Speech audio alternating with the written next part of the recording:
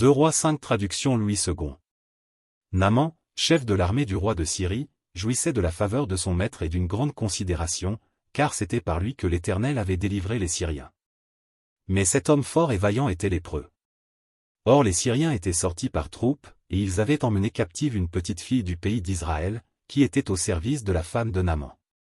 Et elle dit à sa maîtresse, « Oh, si mon Seigneur était auprès du prophète qui est à Samarie, le prophète le guérirait de sa lèpre. » Naaman alla dire à son maître, « La jeune fille du pays d'Israël a parlé de telle et telle manière. » Et le roi de Syrie dit, « Va, rends-toi à Samarie, et j'enverrai une lettre au roi d'Israël. » Il partit, prenant avec lui 10 talents d'argent, 6000 cycles d'or, et 10 vêtements de rechange. Il porta au roi d'Israël la lettre, où il était dit, « Maintenant, quand cette lettre te sera parvenue, tu sauras que je t'envoie Naaman, mon serviteur, afin que tu le guérisses de sa lèpre. » Après avoir lu la lettre, le roi d'Israël déchira ses vêtements, et dit, « Suis-je un Dieu, pour faire mourir et pour faire vivre, qu'il s'adresse à moi afin que je guérisse un homme de sa lèpre? Sachez donc et comprenez qu'il cherche une occasion de dispute avec moi. » Lorsqu'Élisée, homme de Dieu, apprit que le roi d'Israël avait déchiré ses vêtements, il envoya dire au roi, « Pourquoi as-tu déchiré tes vêtements?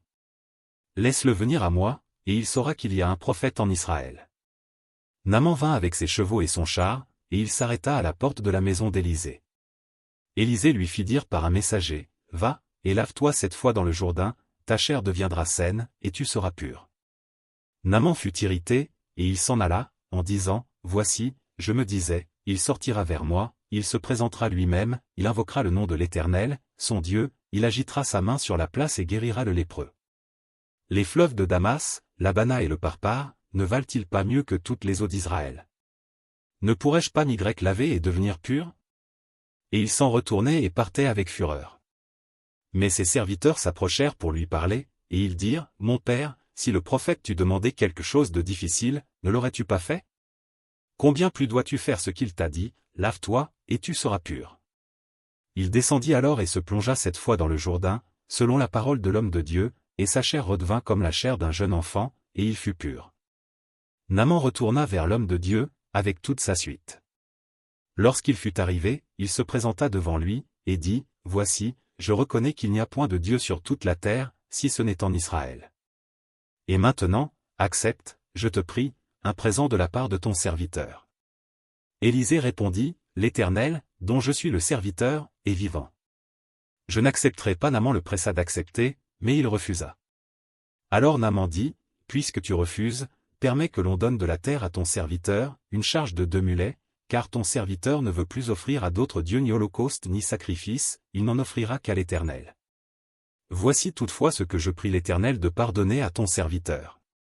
Quand mon maître entre dans la maison de Rimon pour s'y prosterner et qu'il s'appuie sur ma main, je me prosterne aussi dans la maison de Rimon, veuille l'Éternel pardonner à ton serviteur, lorsque je me prosternerai dans la maison de Rimon. » Élisée lui dit, « Va en paix. » Lorsque Naaman eut quitté Élisée et qu'il fut à une certaine distance, Géasi, serviteur d'Élisée, homme de Dieu, se dit en lui-même, « Voici, mon maître a ménagé Naaman, ce Syrien, en n'acceptant pas de sa main ce qu'il avait apporté, l'Éternel est vivant.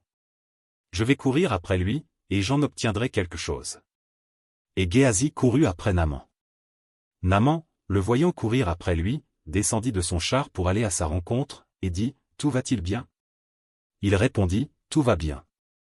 Mon maître m'envoie te dire, voici, il vient d'arriver chez moi 2 jeunes gens de la montagne d'Éphraïm, d'entre les fils des prophètes, donne pour eux, je te prie, 1 talent d'argent et 2 vêtements de rechange. » Naaman dit, « Consens à prendre 2 talents. » Il le pressa, et il serra 2 talents d'argent dans 2 sacs, donna 2 habits de rechange, et les fit porter devant Géasi par 2 de ses serviteurs.